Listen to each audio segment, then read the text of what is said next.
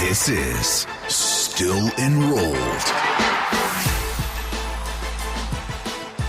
And welcome on into Still Enrolled, a Big Ten football podcast. As always, Ryan Hickey, Brian Tripp with you here. And Tripp, we are making history on the pod. This is the first postseason edition of Still Enrolled. As the regular season is behind us, we got a Big Ten title game set. We have a lot of news to cover as well, both playoff-related and non-playoff-related. We're coming off a holiday. Happy Thanksgiving. Hopefully it was an enjoyable one. Tripp, man, congratulations. We have made it to the postseason, man. It feels like, again, it flies when we started this pod back in August. And here we are with one regular season in the books. One regular season in the books and 12 regular season games, but our potential national champion in college football still could have 5 games to play. And I think it was a relatively happy Thanksgiving for everyone, unless you were in Columbus, Ohio, right? We have to start with Ohio State, Michigan, and the shocker in college football this week, Michigan going into Columbus and winning the game 13-10. You are not shocker, to say the least. Well, I'll put it this way. Shocker to some. I was somebody who was sitting here all week saying, no shot, Michigan has a chance in this game. It's going to be ugly. Ohio State's going to get 3 years of frustration out on the Wolverines, and we could be looking at a crooked number on the board, and it could be a great day for Buckeye fans. But there was somebody in the pod just last week who was feeling, maybe could we say, a little frisky about the Wolverines' chances. Let's go back in the time machine here 1 week ago to last Monday's pod, where we call him the voice of reason, had what was maybe an inkling of a thought of what we saw on Saturday actually could be a possibility. Maybe I'm crazy. Uh-oh. I think Michigan has a chance against Ohio State. Define chance. Michigan, they aren't playing for a national championship, not playing for a playoff berth. It's been a season that's been very nondescript, kind of forgettable, won the national championship. Who cares, right? But what's one thing that they could do to hang their hat on this season? Like they don't have a chance for a signature moment in December and in January. But what could they do for a signature moment? And that is beat Ohio State. But you laughed at me. I did. And then I started to study the game. And the more and more I thought about it, I talked myself out of it. And I didn't have the gumption to stick with this was one where you got to sometimes not look at the stats, maybe not look at all of the matchups. And ultimately, football is won and lost in the trenches. And I could have been, along with Desmond Howard, one of two people to pick the University of Michigan in this football game. But what was my prediction? Even if Michigan can hold Ohio State somewhere in the 24, 28 point range, I don't think against that Ohio State defense, how is a one-dimensional Michigan offense going to get anywhere near 20 points? You figure they're going to have to get to at least 20 to have a chance. I don't think they'll sniff 20 points in the game. So as frisky as I may have been on the podcast on Monday, I am no longer flirting with an upset. I think it's Ohio State convincing over Michigan. I was right. They didn't sniff 20 points. The fact was they only needed 13 to win the football game, 13-10. Obviously, the fallout from this game, besides the reaction to my bold proclamation that I backed off of on Wednesday, the fallout from this game is monstrous. But first, let's just talk about how Michigan did it. Part of it is, tip your cap to Michigan. They played a great game up front against Ohio State's depleted offensive line. And I thought Kenneth Grant, Mason Graham, you could see where Michigan won this game in the trenches. But ultimately, you look at it and it feels more like what Ohio State didn't do than what Michigan did to win the game. 2 missed field goals by Fielding, their inability to run the football, the inability to change their game plan offensively and throw the football, Will Howard being inefficient, the turnovers, not being able to cash in on the turnovers Michigan had. Michigan was Michigan only threw 16 passes in the game. They only scored 13 points. If you're this Ohio State roster, and we can talk about the $20 million roster and the playmakers at every single position, which is why ultimately I changed my pick. Is this what Michigan did to win the game, or more what Ohio State did to not win and lose the game? I think it's the latter. Honestly, you look at this game and how it played out, it feels like to me Ohio State lost the game. And that's not trying to take any credit away from Michigan because they deserve it again. They made the plays at the end. Khalil Mullings with a big run to set them up in field goal range. They got the stops. Look, we didn't put in the clip here from last week, but you called it earlier in the pod last week where you said that Michigan front is going to be the biggest test Ohio State has faced all season long. And you nailed it. They struggled running the football. It was a tough challenge for them.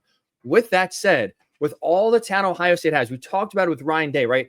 The pressure, how would it get to him? The only way I thought Michigan had a chance in this game was if he gets away from the confidence. If Ryan Day allows the pressure to mentally impact how he coaches the game, if he coaches the game scared, not to lose instead of aggressive like we saw against Indiana last week. Trip, before the game against Indiana, he's sitting there saying, for us, it's about leaving no doubt today. Like the result was not even a question. It's just how much are we going to win by? That confidence we saw last week at home completely dissipated, was nowhere to be seen on Saturday in the shoe. Michigan deserves a lot of credit from what they did the last 3 years. The pressure they got today, and that's why you saw Michigan win. I think for me, it was more what Ohio State didn't do and allowing the pressure that was on the head coach. It felt like it seeped throughout the roster because you watch the game. Ohio State, to me, played very scared, especially offensively. A lot of tentativeness, not really much aggressiveness. The play calling can be in question as well when you're just pounding your head against the wall, trying to run the ball when it's not working whatsoever. You have the best player in the field, I would say, in Jeremiah Smith. You barely throw him the ball whatsoever for whatever reason. A lot of what Ohio State did, I think, led to this game more than Michigan, let's say, doing one thing in particular that allowed them to win now for the 4th straight year. And you pin this on the Ohio State offense, not their defense. I thought Michigan, when Warren threw the interception that Jack Sawyer dropped back into coverage in the end zone mid-4th quarter, I thought, no way Ohio State now doesn't take this down the field, cash in and put this away. That was Michigan's chance. Ohio State's defense played excellent. Downs was excellent in the game. Ohio State's defense was really, really good. Absolutely. For your offense, with all of the, regardless of what's going on up front, and ultimately the trenches are the most important part of the football game. But to have Chip Kelly and Ryan Day, offensive minds, with maybe the best running back tandem in the country, with that wide receiver unit, a good tight end, and a quarterback who has a dual threat. He is a dual threat quarterback and has been around the block to be that ineffective and inefficient. It does. Again, Michigan played well. They did enough to give themselves a chance to win the game. But when you start to look at all of the missed opportunities Ohio State has, and then ultimately the talent differential between Ohio State's offense and Michigan's offense, it's, oh my goodness, how did they not win this football game? And then the fallout from it now. Look, they're still going to be in the college football playoff. Right. They're going to be in the college football playoff. They're probably still going to host a college football playoff game. But the fallout from this is, I don't know. How do you even turn the page when you just lost for the 4th consecutive year, arguably their worst loss in the 120-year plus rivalry, as huge 3-score favorites in the game, 3 touchdown favorites? And that's a tough part because you just highlighted it. It's not a talent problem. Ohio State has a massive talent discrepancy, and so it comes down to coaching. And you look at some of the stats here to kind of put a pin on, at least offensively for Ohio State. They were shut out in the second half at home, right? They didn't score any points. First time that's happened for the Buckeyes in 13 years. And the 10 points they scored were the fewest they've scored in a regular season loss dating back to 2012 when Luke Fickell was the head coach. Some of these numbers and stats are just historically bad with a roster that, I mean, you had Urban Meyer before the year say this could be the greatest roster ever assembled. And to now lose 2 regular season games, lose to your rival on the road, and what I would call a trip, I don't know about you, the biggest upset in this long and storied rival history, where you're up by 3 touchdowns and you blow it. And you're right. It felt like what's interesting, and we'll get to the fallout here because again, obviously the massive brawl we'll get into, but it felt like there was almost a funeral at Ryan Day's press conference after the game, where I get it just happened, so the moment's still raw and you're upset about it.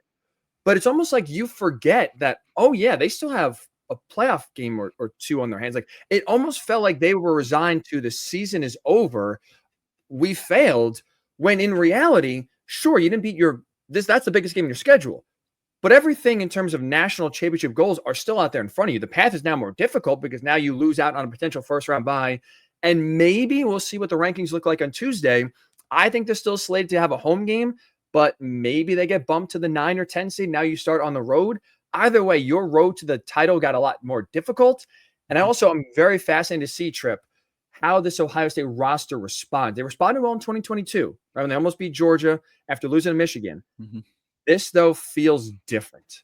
This roster, this reaction feels different. That's why I'm really interested to see how this Ohio State team, whenever we do see them here in a few weeks, how they look and if there's any life left in them. But in previous years, this would be cataclysmic for them. Their season would be over.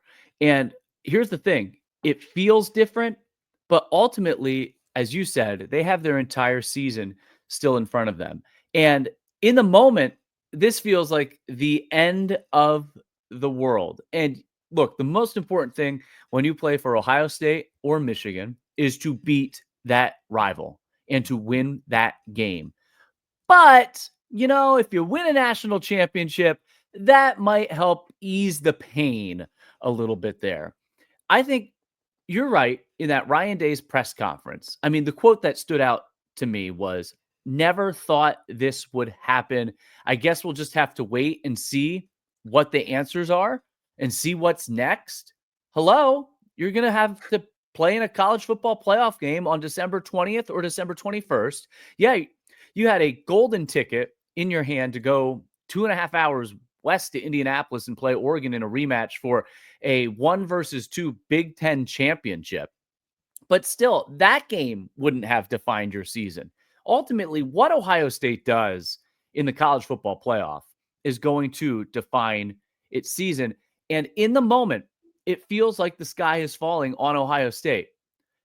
But football is a game of matchups. Football, every game takes on its own personality. And this rivalry game, while important, no longer, as it has the last couple of years, deciding who goes to a Big Ten championship, who wins the Big Ten championship, who goes to the college football playoff. This rivalry game does lose a little bit of significance in terms of the national landscape. And for Ohio State, everything they want is still in front of them.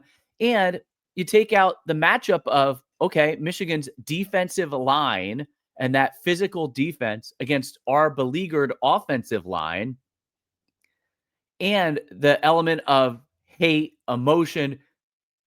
I don't know that you look at the playoffs and say, oh, Ohio State's going to be an underdog in game one. Are they going to be an underdog if they advance to the round of 8? Are they going to be an underdog when they advance to the national semifinal? It's kind of that same argument everyone's had about all the SEC teams. You start playing those hypotheticals.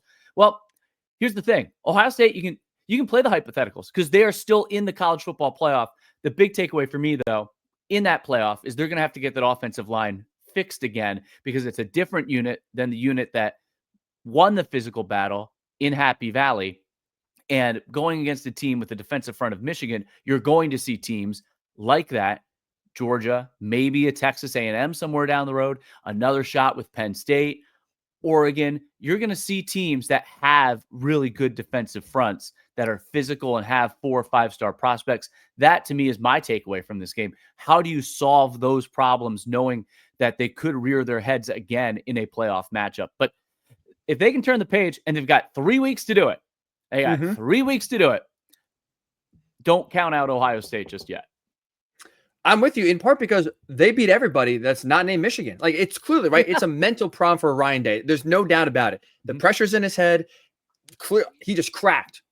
And you saw it, like you said, in the press conference, he just looked like, honestly, a family member died. He talked earlier in the week about losing to Michigan outside of his dad dying. It's one of the worst things ever happened to him. And that's a fair thing, because I talk about the stake of the rivalry and what this means. And you start to look at Ryan Day's record in these big games. Like, he's been outstanding. 40% of his losses in his head coaching career have come to Michigan. Ryan Day is 63-10 overall, But now he's 4-6 against top 5 teams, 1-3 in the college football playoff, and has lost 4 consecutive to the rival, that team up north. So the questions now are, is he even going to coach in the college football playoff, or is Ohio State going to gas him before them, which I think is absolutely insane. He did get the vote of confidence from their AD, Ross Bjork. But Which there is are that, people. is that a good thing? I mean, it feels like anytime there's a vote of confidence issued, usually a few weeks later, it's the axe is coming. I think the public pressure from the fans of Ohio State is so significant. He had to say something. And does that mean Ryan Day is definitely going to be back next season? No. Look, if I'm Ohio State, yes. Who are you going to get? Are you going to bring Nick Saban out of retirement? Who are you going to get that's going to be better than Ryan Day and put you in this spot? I've seen comparisons to Mark Richt. I've seen comparisons to James Franklin for Ryan Day. Who are you going to get that's going to do better than Ryan Day in this spot? It would be the highest paying job. It would be the most coveted job in college football. They have all the resources. But Ryan Day is going to coach the college football playoff for Ohio State. Ryan Day is not getting fired before the college football playoff. But I do think if they fall short in the playoff, there probably is a discussion because of the immense pressure that's going to come from fans, boosters, and ultimately to fall short with all of the talent that's been assembled, offense, defense, and maybe with the exception of the offensive line. Ryan Day could be coaching for his Ohio State job in 2 or 3 weeks here. I'm with you in the sense of I want to see how the college football playoff plays out first before I make a decision on Ryan Day. I'm not firing him based on what we saw on Saturday. In part, I'm not firing him ever. I'm not firing him, period. That's fair. Because because this is not to put the rivalry down. It is one of the best rivalries in all of college football. But why so many Ohio State and really Michigan coaches in the past got fired for losing to the other was because if you lost to the other team, your season was over, right? You had to, in order to win a national championship, you had to beat Ohio State if you're Michigan or vice versa. That is not the case in 2024. And again, we saw it in 2022 in a 4-team playoff, Ohio State lose to Michigan and be a made field goal away from winning the national title game that year against TCU. So you don't need to beat Michigan if you're Ryan Day in order to win a national title. And this is the first time, maybe in a long time, where that's actually the case. And so I think it takes some adjustment from Ohio State fans to realize losing to Michigan does not mean your season is over. It was the case for 95% of this rivalry's history. It's not the case anymore. And so if Ryan Day goes to the national title game this season, let's just say, even if he loses it, you're firing him? You guys 47-1 in the Big Ten outside of Michigan. And so he has a Michigan problem. It's obvious. It's all mental. Yep. And that's a hurdle that I don't know when he's going to clear. Does not seem like even next year that team has any sort of chance to beat Michigan in the Big House. But again, even if you lose, he takes care of business in every other game to where that Michigan loss does not end your season the way it used to. So you hear like the John Cooper, right, comparisons for Ryan Day. Cooper was what, 100 and let me get the exact number, 111-43 as a head coach of Ohio State. But he got fired because he was 210-1 against Michigan. Those years when John Cooper was a coach, you lose to Michigan, doesn't matter. You're 9-1, 10-1, your season's over. Now it's not the case. And so that's why I think for Ryan Day's job security, for me, it's about this playoff run. How do he can salvage his job right now by making a run here, winning 2 or 3 games, beating some good teams, maybe get a rematch at Oregon and win that game. Like there's so much that still could happen where I think he can save his job. It's ridiculous, I think, Tripp, right now to call for his firing and say he's going to get fired based on losing one game that truly, in this new world of college football, does not really impact Ohio State's ability to win a national title or not, which should be the ultimate goal. And someone's going to listen to this and say, well, you aren't from Ohio State. You're not from Michigan. You don't understand. You don't get it. Here's what I'll tell you. Ohio State, not only are they still going to the college football playoff, they're still probably hosting a first round game.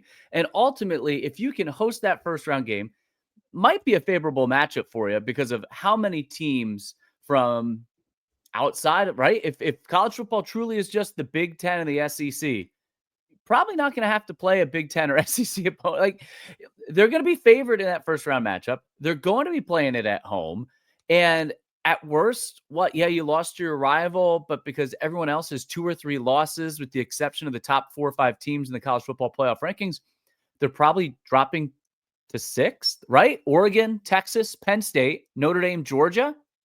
And then after that, Ohio State. The comp for them would be Tennessee, but Ohio State, slightly better strength of record, slightly better strength of schedule.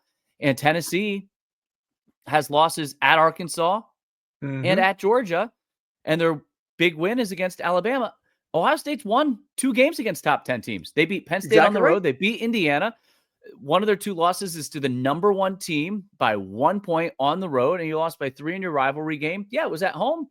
But Ohio State has a better resume than Tennessee, and that puts them in position. Yeah, they might be 6th, which means they're going to finish in the top 8 in the seedings, and they're going to host a first-round playoff game. Even though it feels like the sky is falling, they're still going to host. They're still going to host, let alone just qualify.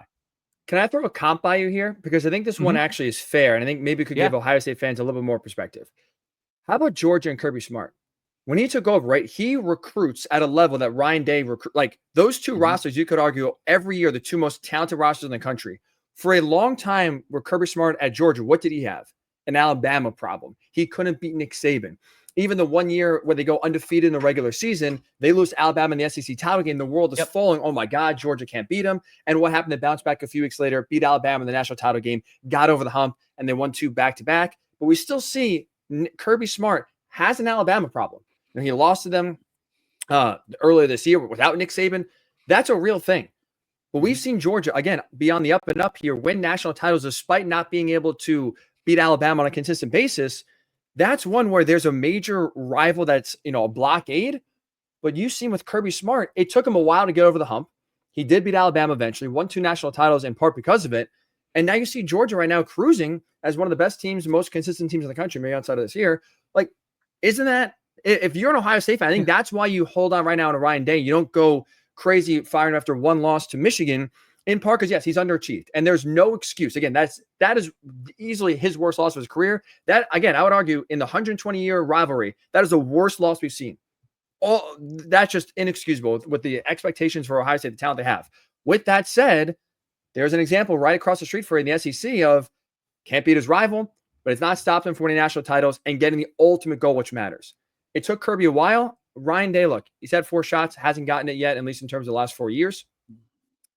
I think he deserves a little bit more grace, depending, again, how this college world playoff does go here. I just want to wrap it up on this. If you look at Ohio State, obviously that offensive line with losing McLaughlin the center and them having to change it up again is a serious problem. I was banging the Will Howard drum last week that the stats leading this offense, the efficiency, someone's got to do it. I don't think he plays spectacular, but the numbers are the numbers. The record is the record. They found a way to win big games at Penn State against Indiana. He played well in those games. Not saying he deserves an invite to New York, but the guy deserved a little bit more credit. Can they get there with him at quarterback? I will still say right now, yes. Because I think what we've seen at Oregon, against Penn State, against Indiana, he's put more good tape out than bad. And I think he's still more consistent than a lot of the quarterbacks, save for Oregon, that Ohio State will face. Like, you're looking at some of these teams, Georgia, Tennessee, Notre Dame. I would still say Ohio State has the quarterback edge in most of those games. Again, I think for me, the biggest person to blame is Ryan Day for the loss. I think the pressure he felt did permeate to the rest of the roster. You kind of felt that team be tight. Now, again, you want your quarterback to kind of overcome that, be the leader, and say, don't worry, guys, I got this. I would have loved to see that from Will Howard. With that said, he's been nails in a lot of these big games where I'm not going to ignore 3 top 5 matchups in which he played really well for the most part and helped Ohio State either win or, in the case of Oregon, come very close to winning. I'm not going to just ignore that and throw it away based on what we saw in the most recent game against Michigan, a rivalry game. I still think he can do it. Can you? Yeah, I do. I just wish Ohio State would have showed the fight they showed after the game in the game. Look, you lost the game. You had 60 minutes to do the talking. I don't love. It's kind of become this thing. Players, they saw Baker Mayfield do it. So now everyone wants to take the opponent's flag or their team flag and stick it at the 50-yard line, right into the opponent, your rival's logo at midfield. I don't think that's necessary. Your play did the talking. Celebrate with your fans. Celebrate on the field. I don't know that you have to do the flag thing. But if someone's going to go and do it on your field, just walk away. You lost the game. And it was ugly. It was disgraceful. The lack of sportsmanship, it's a rivalry. It's heated. It's a football game decided on the field. But to get to the point where police need pepper spray to pepper spray players, but then also innocent bystanders on a football field, I thought the lack of leadership from the coaching staff, particularly Ohio State, I just thought it was an ugly way and overshadowed the game a little bit at the end for it to end. The Big Ten announcing that they're going to fine each school $100,000 and no one's going to be suspended from the game. Yeah, I didn't expect any real punishments to come from it. It's just an ugly way. I don't know if there's really anything to add there. It's kind of just an ugly way for it to end. And there's nothing much more to take out of it. I just think it's a bad look for Ohio State. Like, if you lose the game, I don't think you have the right to all of a sudden try to start a fight and rip Michigan's flag down. I get you could feel it's disrespectful, but you had a game to prevent that. If you're Jack Sawyer, just go to the locker room. Just go to the locker room. There's nothing you can do to justify ripping Michigan's flag down, throwing punches, pushing guys. I look at it and I just think it's an awful look from Ohio State because it's pathetic. Mm-hmm. Like, now this is what, like you said, now this is when you want to fight. You had a full game to do that. And I get the defense wasn't the problem, but you had a full game to make sure this doesn't happen. You couldn't get it done. We saw it all over the country. Arizona State, North Carolina State. And I'm not a fan of that. You don't need to do that if you win. Let the scoreboard do the talking. But to let it get to this extent and for Ohio State to stay on the field to that extent where police had to get involved, it's ugly. It's just an ugly way for it to end. I think, to me, the victor go the spoils. You're not, I have no problem with it. I think if you win, you deserve it. I don't know if you saw this. This was to the extreme. South Carolina's mascot literally went number 2 on the Clemson logo. Now there's no players there kicking the rooster off. So at least thankfully no animals were harmed. But the last thing I want to say here, Chip, is I think part of the frustration from Ohio State fans towards Ryan Day obviously was a loss. But there was also his reaction post-game where this was like the screenshot going viral where his players are literally right in front of his face, 10 feet away, fighting Michigan players. Like you said, it escalated where cops are involved, pepper sprays involved, and he's sitting there with a blank stare in his face. And then you see in the video, he's asked an assistant basically what happened. He was not involved, gave really no craps and showed no leadership whatsoever about trying to at least get his players off the field and just make a civil situation back. Jerome Moore's in the middle of it trying to get his players. Like, that's such a bad look for the leader of your program to sit idly by as essentially your program is melting down in front of you and to do nothing about it, just to sit back and just watch it happen. It was almost like you're watching your house go on fire and just you feel helpless when you absolutely had you could have done everything possible to make sure that situation did not escalate. I thought it was a really bad look and pretty bad on Ryan Day. I think it also led to part of the frustration from Ohio State fans as well of losing this game and now just seeing him just look lifeless as ever. And while all this is ongoing, I'm in like 10 layers, bundled up, trying to get my phone out on the sideline at Beaver Stadium and see if the game went final. And Penn State takes care of business. Slow start, right? Maryland gets a fumble on the first play, throws a touchdown pass. But after that, Penn State runs off 44 unanswered points. Looks really, really good in doing so. And Penn State now is in the Big Ten championship game against Oregon, where it felt like after they lost to Ohio State, there was no avenue to get there. They're in. Not only are they in, now Penn State, with this second chance, is one win away from having a bye, probably being, I guess you could say maybe Texas if they beat Georgia, but probably being the number 1 seed in the college football playoff, being the number 1 team in the country. And Penn State is in the Big Ten championship game where no one expected Ohio State to lose the game. And you're talking about top 3 teams in the Big Ten all year: Oregon, Ohio State, Penn State. And all Penn State does is consistently win.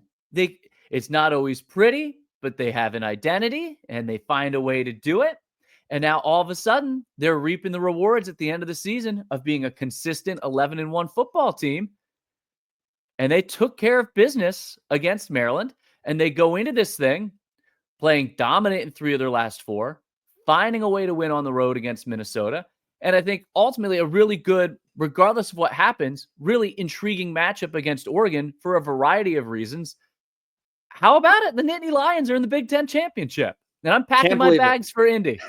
That's right. We'll have still enrolled on the scene Brian Tripp. Look for him on the Indy sideline Saturday night on CBS. He will be there in a nice dome. Penn State goes for the first time since 2016. So at least you can leave the layers at home. That's huge. Yeah. That's huge for you going forward. But this was just so unexpected. And I think to your point, people always want to talk about Penn State's resume. And again, it's fair. Yep. It's hard to defend, right? Because there's no marquee win. The best point of the resume is a 7-point loss at home to Ohio State, in which a lot of fans thought they were going to win that year. And again, you come up short.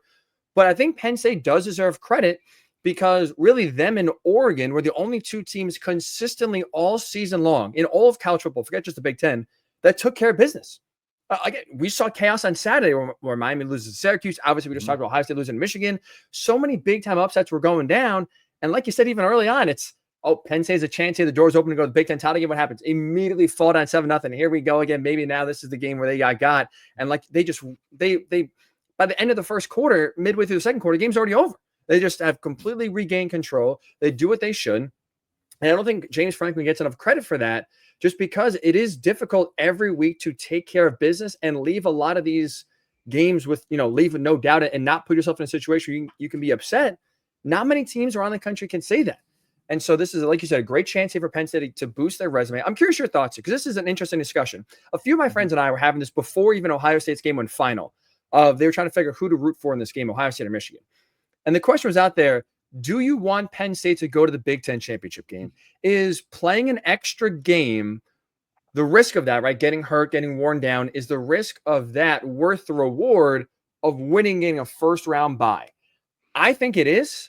I think if you're Penn State, if you can beat Oregon, make a statement, right, get a marquee, huge win under James Franklin and really go into the college football playoff with massive momentum of, hey, we did it. We proved ourselves. There's no one we can't beat now. And then playing one less game in the playoff, I think for me, that reward is worth the risk of, you could get housed by Oregon. They're the best team in the country. It could be 35-7, 35-10, and you probably go home with your tail between your legs, most likely still hosting a playoff game, but maybe kind of similarly feeling like Ohio State, where everything's still in front of you. With how the season ended, maybe you're like, oh boy, is our confidence rattled? Are we shot? Do we have a chance here? I think the risk is worth the reward. I'm curious your thoughts here, Tripp. What do you think about that? I think there's only one answer to the question. And yes, you want to go play in the Big Ten championship game to have an opportunity to win a Big Ten championship. And you hit on a lot of different points there. Number one, in this new age of college football, with the college football playoff expanding to 12 teams, if ultimately all that defines a successful season is winning a national championship, more often than not, your program, your fan base are going to leave the season disappointed, right? Pretty much 99% of the time, you're going to be disappointed at the end of the season. Winning a conference championship and putting a win under having a notable victory for your program is still significant. I'm going to take it just from a completely different lens. I call Penn State hockey games. Team 2 years ago had an outstanding season, was within one shot, lost in overtime in the regional championship to go to the Frozen Four. But in that season, didn't win the Big Ten regular season championship, didn't win the Big Ten tournament championship, didn't win in their regionals final to make it to the Frozen Four. So you came out of that season, great season, but you didn't get any trophies. Here's a chance to go and get a trophy and win the Big Ten, an 18-team Big Ten, one of the 2 best conferences in college football. That still to me is significant. Yeah, you'd have to play one additional game, 5 games instead of 4 to get to your end goal. And if there is one concern I have about Penn State right now, it's not that they're losing outside of KJ Winston at the start of the season, significant role players, significant players to injury, but you start to Anthony Donko, very, very, maybe your best offensive lineman, but you have depth there. So it's not like the alarms are going off, but to lose Alonzo Ford, Dakari Nelson got hurt. We'll see how significant. You're losing a backup defensive tackle. You had a defensive tackle leave the program. You had a linebacker now get hurt. You start to get guys banged up at different positions. That depth that's where the concern of playing an additional game comes in. But that doesn't outweigh the reward of a conference championship, a reward of a bye through the first round of the playoffs. Well, we want to host. Well, the only argument you have is we want to host a playoff game because it would be fun. It would be cool. But you're still playing a top 12 team in that game. And I would take my odds winning one game against a top 12 team rather than two games against a top 12 team in back-to-back weeks, essentially, to get to the national semifinals. A win in your conference championship puts you one win from the national semifinals. A loss means you have to go win two games against two top 12 teams to get to the national semifinals. Winning one is a lot easier than winning two, regardless. And then you can play well, what if they're the 5 seed and they're going to get Arizona State and then they could play Boise? Until we actually see the final rankings, we don't exactly know what the committee is going to do. And that takes you to the next step of this, right? The loser of Penn State, Oregon, particularly if it's a Penn State team that already has one loss, they should not be penalized for losing the game. Their regular season is 11-1. Going into the conference championship, we suspect Penn State will be third in the college football playoff rankings. Therefore, by losing a conference championship game, the only teams that should be able to be ranked above Penn State are Oregon and Texas. That's it. They shouldn't fall behind Notre Dame, assuming Penn State's still 3 and Notre Dame 4 on Tuesday. They definitely shouldn't fall behind Ohio State. They shouldn't fall behind Georgia. They shouldn't fall behind Tennessee. Penn State, I think if you're a Penn State fan right now, your potential seeds are 1, 2, 5, 6, or 7. I think that's it. It's not, will they still host? Yes. Yes. They're guaranteed to host. I think the only way they would even fall to 7 is if things would go really poorly and for whatever reason they put Notre Dame because they're not playing a conference game. I don't think that's fair, but Penn State will finish nowhere. Will finish 1, 2, 5, 6, or 7. That's it. They're in great shape. I would agree. I wouldn't even. That was a long rant. But you set me up. That was a long rant, but you set me up with a lot of things. Like I'm very passionate about this for obvious reasons, because I'm tired of the conversation of, you don't want to go play. Let's just assume we'll have an easier path. Like, come on. Sorry. That is something I'm extremely, extremely passionate about. But let's take it on a different element too. Like Penn State right now, everyone's going to say, Oregon, all that speed. I think the Lions like 3, but they have done on the field since that Ohio State loss. The guy that I, again, have been clamoring more, Nicholas Singleton, 87 yards, 13 carries against a bad Maryland defense, 2 touchdowns. But in the last 4 games, he's averaging nearly 6 yards per carry. He's had 14 receptions, and it looks like his explosion is back. They now have that 1-2 punch. Warren, obviously, the anchor of that offense, and Singleton. Didn't have Harrison Wallace. They need him. They didn't have him on Saturday. They need him against Oregon in the Big Ten championship. James Franklin said they're hopeful that he'll play in that game. But this is a Penn State team, and you look at their defense. Carter's improving every week. Denai Dennis Sutton's improving every week. Durant's played at a high level. All 3 levels of their defense are really good. I think while they haven't been flashy, and there's so many big picture things you could talk about, and we'll dive into the Oregon matchup. It's an undervalued Penn State football team right now, and they're where they belong, number 3 in the country, going head to head, a battle for number 1 against Oregon in the Big Ten championship, and they've started to show other things. Start focusing on them. They've shown some other things here that they continue to get better ever since that defeat at the hands of Ohio State and Happy Valley.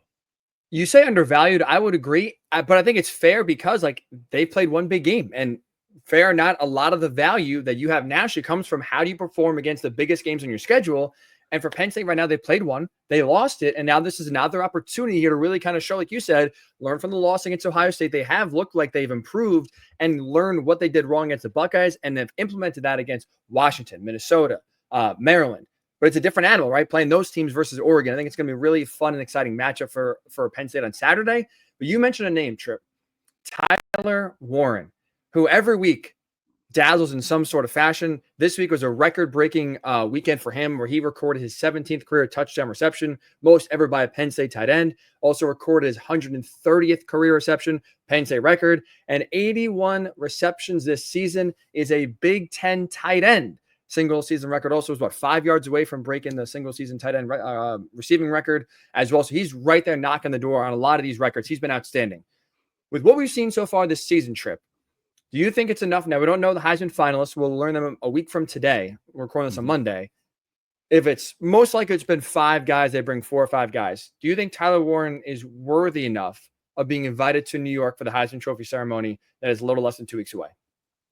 Yeah, I do, because of what he's done for the Penn State offense. And you go outside those, the numbers in the passing game, but short yardage, his big runs, he completed another pass on Saturday to Singleton, which picked up a first down. Yeah. His versatility, and then teams are trying to stop him. PJ Fleck talked about it. Maryland did the same thing. Your entire game plan is about stopping him, and you still can't. To me, the best offensive player on one of the best 3-4 teams in college football, who's really carried them offensively in what they want to do, scheme, identity. I think Aller's really, really undervalued, and he deserves a lot of credit too.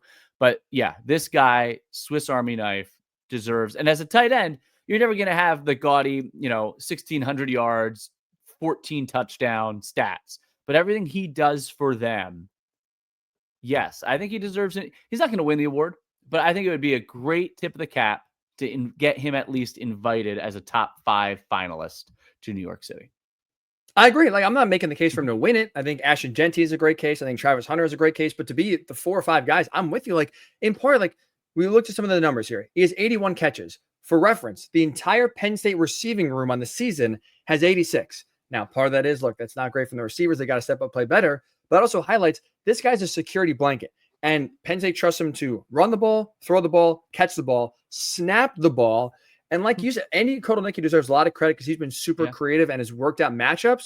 But also Tyler Warren's a freak where even if you put 2 guys on him, if you throw the ball up, he's coming down with it. He reads defenses well where he gets the direct snap. He knows where he's going, can outmaneuver. He's not the fastest. I mean, you watch him on TV, Trip, it does feel like he's running in slow motion at times. He's not the fastest or the most nimble, but he reads defenses well, knows where to go, is strong to fight off tacklers. He's impossible to guard. Oregon's going to have their hands full, and any team Penn State plays in the College Football Playoff will have their hands full with trying to guard 44. Put 2 guys on him. Good luck. He's shown that he can overcome that. He has been the heartbeat of Penn State's offense. They move around all the time. They trust him to do so much, and he's delivered every single part of the way. I just don't if you again are talking about 4 or 5 guys going to New York City. We just mentioned the 2. Cam Ward, okay, I think he deserves some recognition as well. Other than that, I don't know anyone else that's right now more deserving of getting an invite to New York than Tyler Warren. Yeah, most impactful player. And he's been that. You mentioned Andy Kotelnicki there. A report yesterday said that he's going to be among coaches to interview. And it's that time of year, right? Everyone's going to interview. There's a ton of jobs that are going to open up. But Neil Brown out at West Virginia after 6 seasons. Andy Kotelnicki, Penn State offensive coordinator, reportedly going to interview at West Virginia for their head coach opening. Something to monitor there if you're a Nittany Lions fan. We'll get into Purdue's head coaching situation here in a little bit as well. But Trip, to shine light on the other part of the Big Ten championship matchup here, how about Oregon? They get over the Washington hump that Dan Lanning has had where he's 0-3 against the Huskies so far. Absolutely just creamed Washington and finished undefeated for the first time in the regular season since 2010. I think a very fair ending for Oregon season where they've been dominant. They've gotten better every single week of the year. And it's fitting that they've been the best, most consistent team in the country. And they're the only team right now, in at least the Power 4, undefeated. Remember when we were talking their games against Idaho and Boise State, which is a really good football team, but it was really, once their offensive line, all the pieces were available and came together, they just got better and better and better. And then to see how they've won, right? All of a sudden, everything fell on Dylan Gabriel early in the season. But now it's that balance on offense. Gabriel still over 200 yards passing in this game. but they dominated in the trenches. First on offense, 226 rushing yards, 5 rushing touchdowns, 6.6 yards per carry. And then on defense, the 10 sacks, 16 tackles for loss, held Washington to 43 yards. Jonah Coleman's a great running back. He had 3 yards on 11 carries. Jordan Birch had 2.5 sacks in this game. They had 7 players with at least a half of sack. They're good. They have the formula of combining all of the speed and all of the skill with the physicality. And that typically is the mark of a national championship football team. You're 1,000,000% right. And also, too, what's good for them, not only do they have the talent, right, they're also getting healthy. You mentioned Jordan Birch, who missed the Wisconsin game, right, got hurt right before the Ohio State game. He came back with a bang, 2.5 sacks. You saw the return of Tez Johnson. Ho-hum game, 3 catches, 36 yards. Did, though, find the end zone for a touchdown. So now, as really like the meat grinder right of the schedule where the big boy football starts to be played, they're getting healthy in all the right spots. They're clicking on all cylinders. That was, I felt bad for Washington.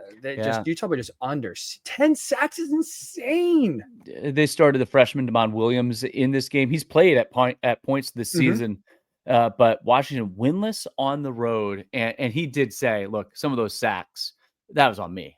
I got to get rid of the football. But tough year for Jedd Fisch. Good at home, but winless on the road. Speaking of tough year, now Matt Rhule, right, started off strong, and obviously we know kind of crumbled towards the end. Did get bowl eligible, so at least the goal and the drought is over. Lincoln Riley, though, as well, tough year as well. And both Nebraska, USC, tough finishes where Nebraska dominates a stat sheet against Iowa, loses the game in classic Iowa fashion. USC just gets out-talented and ran off the field late in the game against... I don't know about that. See, like, they're driving to tie the game. You can't throw 2 pick sixes in the fourth quarter. But you know what I'm going to say? You know what I'm going to say? What are you going to say? But they threw 2 pick sixes. Maybe when you're down there moving the ball, it's Notre Dame, but run the ball. Now, one was on 4th down, so okay, fine. Like, you throw it up, you got to throw it up. I get it. Yeah. But here's the frustration, and this is what I want to ask you: who has it worse right now, Matt Rhule or Lincoln Riley going to the offseason? In part because we talked about this on Wednesday's pod, the preview pod for this weekend. One of the things is, hey, can USC run the football again when they have success? They like when they run the ball, I should say, they have success. And it feels like Lincoln Riley kind of takes over this offense and leads them kind of down the wrong path because he gets so pass happy. Trip, like Notre Dame's defense is very good, right? Very talented. We saw a situation where USC in this game threw the ball 49 times to just running the ball 28 attempts. They ran the ball on average for 7 yards a carry. They ran for 197 yards. Why are you almost doubling up pass attempts to run attempts when every time you run the ball, you're ripping off major yardage? It's been a theme for them all season long. It happened again. Like you said, the game changing was 2 pick sixes. Miami played well up until that point, but it's like, why do you continue to ignore a part of your offense that is working so well? He's so stubborn. He wants to win a certain way. It has to be with the pass offense. And it's led them right now to it's part of the reason why USC's lost so many games at 6-6 is because he's so stubborn and does not call the game based on how the game's playing out. But he drops to what? 25-14 now through 39 games. Clay Helton's record, 28-11. Granted, Lincoln Riley's now in the Big Ten. Still, Matt Rhule had a worse weekend. To lose that game to Iowa.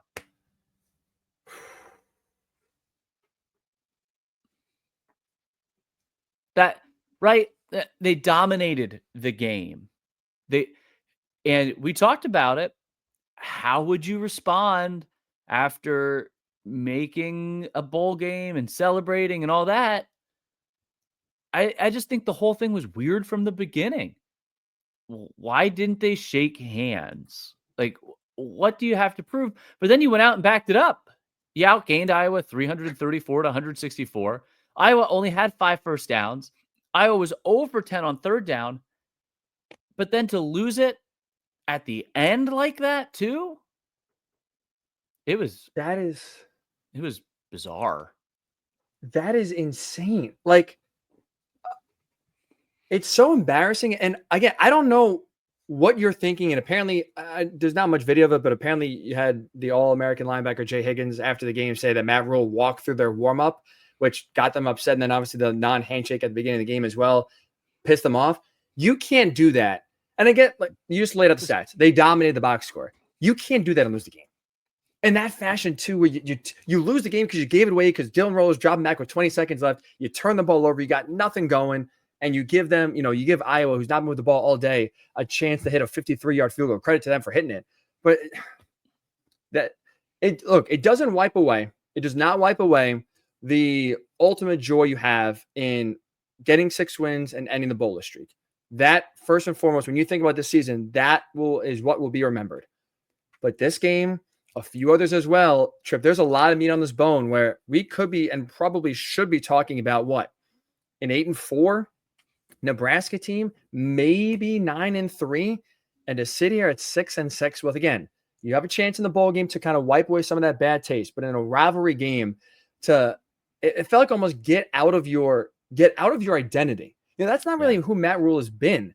And to try to go macho tough guy on the road and say, we're just going to intimidate you, then you don't know what you're doing. If you try to out-intimidate Iowa, you can't do that. They are well coached, and that's not a team that's going to crap their pants because you don't shake their hands.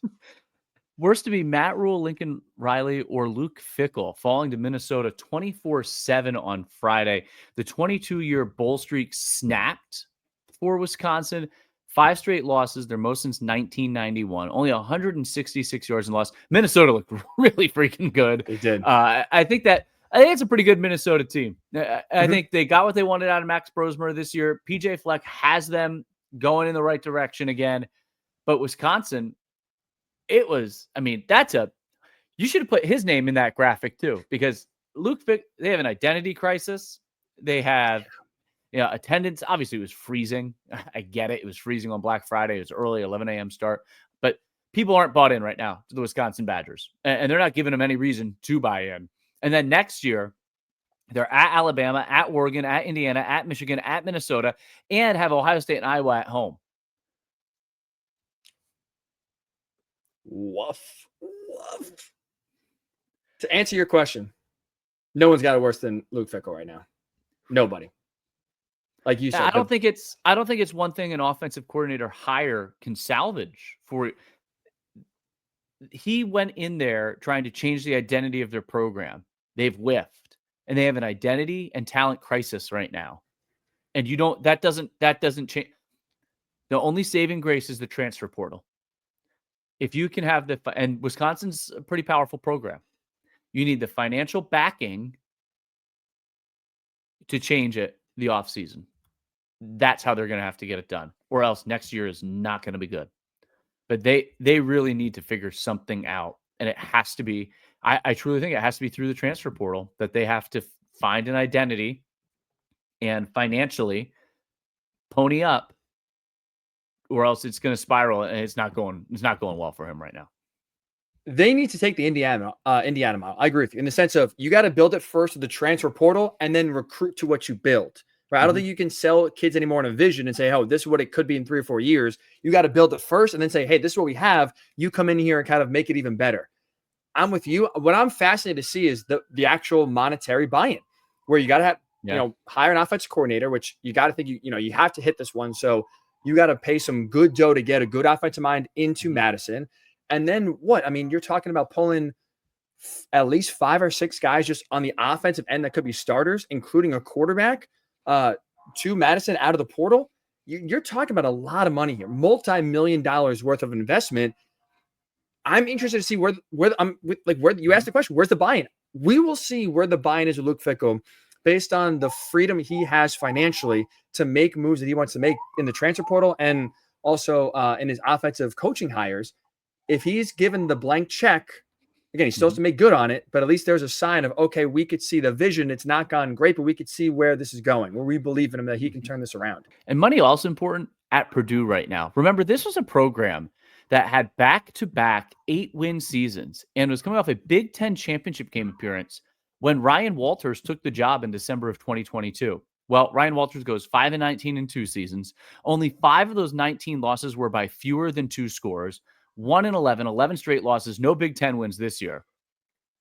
A defensive mind who was the defensive coordinator at Illinois when he made the short trek to West Lafayette for the job. They allowed 35 points per game against under Ryan Walters. But Purdue went from being a somewhat appealing job to right now they're in the Power Four. This could be one of the most challenging, difficult jobs. Location, talent pool, financial resources. Ryan Walters did have the deck also stacked against him here. I don't know where you turn if you're Purdue. They had to make a change just because of how bad it was. But this is one of those, if you don't have the resources to support your coach, you can only put so much on the coach. It is funny, right? We talked about this time last week. On3 was reporting that it's trending towards Ryan Walters is coming back. You said, yeah, we'll see how the Indiana game goes. 66-0 shellacking. Turn that trend the other way. I'm with you. It's a really difficult job. It is one of, I would say right now, it's the hardest in the Big Ten. Maybe UCLA is tough as well, with also just some stadium issues and logistics. In California, though, no, the buy-ins to Deshaun Foster's done a good job, I think, to kind of bring some juice. But when Chip Kelly left, that program was, I feel like, left for dead. It's tough. It's Purdue's in the conversation, and it could be absolutely the worst one without a doubt when you factor in location, other things as well. What's interesting is Indiana was, but going into this year, so that's true. That's true. It can happen at a basketball school, nonetheless. A quick turn on can happen. It's not hire now the right guy. I thought it was interesting, Trip. Friend of the pod now, Matt Fortuna, right? When he was on he joined us a few weeks ago, but he was tweeting out over the weekend some options for Purdue. Not saying that this is what he's hearing, but just some names that were intriguing to see if they would be interested in coming to the Boilermakers. Jeff Monken of Army, Dave Clawson of Wake Forest. I don't have any sources. I don't know if they're interested whatsoever. Army right now is rolling under Jeff Monken. And Dave Clawson, okay, ACC, they're somewhat okay. Their offense is always kind of fun. Defense is never really existent. But I think the theme Matt is hitting on here is important for Purdue. He highlighted two guys that are experienced, established coaches. That's, I think, what Purdue needs. They don't need another hotshot coordinator to come in here and being a head coach for the first time. I think right now with how deep the hole is for Purdue, you need someone who's proven it before, who has won, aka Kirk Cignetti, even at lower levels, and someone that has at least an identity of what he wants to do to guide them out. That's where I think if you're Purdue and you want to try to have success at some point and just not dig the hole deeper, you got to go the experienced route versus a young hotshot coordinator and hope you hit, I guess, the college football version of Sean McVay in that sense here. I think experience, proven track record, even at, again, smaller, lower levels here is what Purdue should be chasing with this next hire. No, I agree with you. I think that would be a great move for them. One thing I want to get to before we wrap up, Illinois, 9-3. They beat Northwestern 38-28. You have the screenshot of the tweet from Lane Kiffin that you can throw up for our YouTube audience, are available here on YouTube as well. I have Bret Bielema's response to Lane Kiffin, who Kiffin, it's a long post. Essentially, Kiffin is making an argument about how Ole Miss deserves to be in the playoff. He's using ESPN FPI, all these. It's kind of pathetic, but Lane is trying to basically right now tweet his way into the college football playoff by adding the committee. So Bret Bielema saw that and said, hold on, Lane. Yeah, he responds. 30 strength of schedule, 3 losses to Oregon, Penn State, both on the road, and a 1-possession game to Minnesota. How about we just take the best 12 teams and see where it goes for our audience that's not with us on YouTube? Credit Bret Bielema. They had a great year. Strength of record, 21. Strength of schedule, 30. No one's talking about them. They don't deserve to be in the college football playoff. If they win that Minnesota game, they probably are in the college football playoff, at least in the conversation for it. But everyone wants to talk about Ole Miss and South Carolina, and I get it. The last couple of weeks, but Bret Bielema in Illinois really flying under the radar. They're going to finish in the top 20. They take care of business against Northwestern 38-28. What a year they had. They flipped close results. Last year they were on the wrong end of close games. This year they were on the right end of close games. And that's a great year. That is a great year when they really are in the same breath as Ole Miss, which was a team that people thought, myself included, would contend for a national championship coming into the year. That's a really good year for them. And I'm glad Bret said it, because you look at Illinois, the fact they're in the latest. No, they were 21st in the latest college playoff rankings last week. Ole Miss was 15. And like Bielema just highlighted, we pointed out, their resume, again, Ole Miss has the Georgia win. Illinois does not have that. but who they've lost to is 10 times better than compared to who Ole Miss lost to. You see the discrepancy in terms of the rankings. Illinois is one of the most underappreciated teams, I think, in all the country. 9-3 is a great year. You have a chance to get a 10-win season now in a bowl game as well. Bret Bielema, what a season. Honestly, what a season he's had, and I'm glad he tweeted it out. They're the same as like people talk about, oh, it's tough to go on the road, and Stoops has done a great job at Kentucky. Oh, it's tough to go on the road and play at Kentucky in the Big Ten or in the SEC. But Mississippi State or Vanderbilt, Illinois is better than those teams. Yeah, it's just and they took care of business. Illinois is good. Minnesota's good. They are. So for everyone knocking the Big Ten, Illinois and Minnesota are good. USC took Notre Dame and Penn State to the fourth quarter in a tight game, and Penn State to overtime. There are good teams in the Big Ten. There are. I've been saying it for a while, Trip. The SEC is just the Big Ten with better PR. That's really all it is. They are the same for the most part in terms of top, middle, bottom. I don't see much of a difference this season. And Illinois, I think, is a perfect example of a team that is, I would say, on par with the team like Ole Miss. Doesn't get the national respect. One thing here before we go, we do have some breaking news. Rare to get breaking news on the pod here. Okay. It just come down Monday morning. Miller Moss has just informed USC he's entering the transfer portal. Not exactly surprising since he was benched for Jordan Mailata. I was on the edge of my seat. I thought something big was coming here. What do you think of Ryan Day was fired? My apologies to get your hopes up to deliver what was maybe obvious news. But Moss has just let USC know he's in the transfer portal. He has 1 year of eligibility left. Says he wants to go to a championship contender. He should have a good amount of interest in the portal. But we'll talk about this more throughout the week. As National Signing Day is Wednesday, as well. We'll kind of get more into that next week. We'll do like a recruiting specific podcast. But Lincoln Riley, Trip, like again, not that Moss was in the plans for next year anyway, and that this is a surprise after he was benched.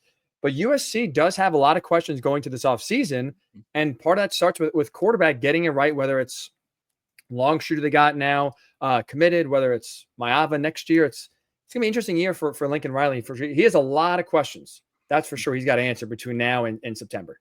But they have the resources to try to answer those questions. And I think USC is a lot closer than people realize. If you go back and look at their results this year, how they lost games, when they lost games, very similar to last year. But the biggest thing for USC is they fixed their defense. And you don't have that glaring.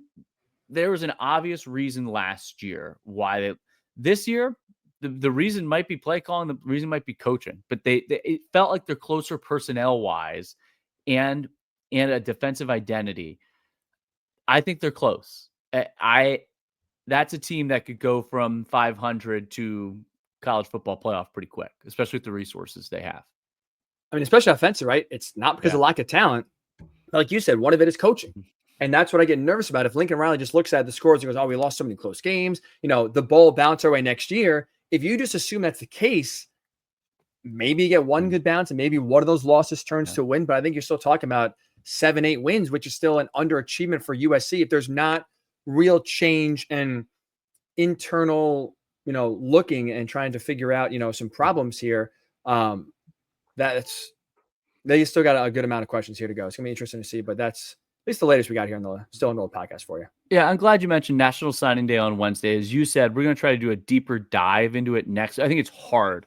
It's hard to do this week. Everyone's kind of focused on their individual programs. We're gonna be honest here. We follow recruiting. We're not experts on recruiting. So to give you the true deep dive, do that next week. It used to take place on the third Wednesday of December. This college football calendar is crazy. You have award season coming up, and still to be asking players to go to award ceremonies when they're preparing for games is going to be insane. Oh, and they have finals, and there's still students. Like, the calendar with the recruiting, it needs to change. Signing day needs to change. But that's this Wednesday. Big Ten championship game, Saturday, Penn State versus Oregon. Selection show, noon Sunday. And another Still Enrolled podcast still coming up this week. But crazy. Some would say big things coming up here over the next couple of days. You're right. And that's why next week we're going to try to get a recruiting analyst on, because they know a lot more than we do. We want to give you the best information possible. And that's the goal. So I will be, when we record Thursday morning, I'll be in Columbus, actually. So I'm hosting Penn State's National Signing Day live stream Wednesday. Okay. Here in Happy Valley. Then I actually am going to go and teach my news writing class after that. Then I'm going to hop on a plane for hockey, which is Thursday and Friday in Columbus, and then drive. I rented a car. I'll drive 2.5 hours from Columbus Friday night to get to the hotel in Indianapolis Saturday. So that way I'm there Saturday morning and have all day Saturday leading up to the game Saturday night. The reason I bring it up is I don't know that anyone really cares about my travel schedule all that much, but you're like Kirk Ohio State, he flies private. Ohio State. You're a man of the people. That's the difference. Ohio State moved the hockey games. Hockey usually plays Friday, Saturday. But Ohio State, when the schedule came out, said, you know what?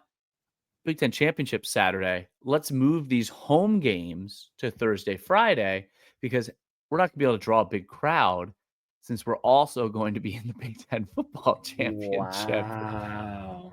And it just so happens that Penn State is playing and Ohio State is not. So that's why the games are Thursday, Friday in Columbus, because they moved them not to conflict with the Big Ten. I think all Big Ten games that weekend should be Thursday, Friday, and not conflict with the Big Ten Football Championship. But Ohio State purposely moved their home games away from the same time slot as the football title game, which has an air of irony right now. One other thing before we wrap up. Your other, Hick at Night? I don't know if you said it on there on last night. Who did you say is the team to beat in the NFL? The team of the hat you're wearing right now, the Philadelphia Eagles. Keep their name out of your mouth. Oh my! You Eagles do fans not want the Ryan ridiculous. Hickey curse. Do not want anyone else. Yeah, I think they are the team to beat in the NFL. But coming from you, curse. That's a kiss of death right there. What? Listen, there's no mush. The mush is just a rumor. It's not true. The Eagles are fine. And if they lose next week, coincidentally, it's not my fault. Okay, I'll tell you that right now. You Eagles fans. I have another friend who's a big Eagles fan who got very mad at me yesterday when I texted him that. You guys are just happy and miserable? I think they are. I think they are the team to beat. I think they're playing unbelievable. You get mad when anyone else says it? I don't want you to say it. Anyone can say it except you. That's a kiss of death coming from you. Oh, especially please. I've only mushed like 10 programs on this show. The Eagles won't be the 11th. A kiss of death. And now I'll let you record the close for a second time. We had to pause because your AirPod went flying out of your ear and muted your microphone. Go ahead. And I did not mush that. I promise. But thank you for joining us here on this latest Still Enrolled. Hopefully Thanksgiving was good. Thank you for making us here part of your Monday or Tuesday. We will be back on Thursday. Again, we'll do a little bit of recruiting on National Signing Day, hit on maybe the highlights, but we'll get you set for a big Big Ten championship game as well. And also kind of maybe look at some other programs here as the offseason starts to set in for a ton of Big Ten programs. So we got a lot coming your way. Make sure you subscribe wherever you get your pods and on YouTube as well. Have a great week. We'll talk to you Thursday right here on the Still Enrolled podcast.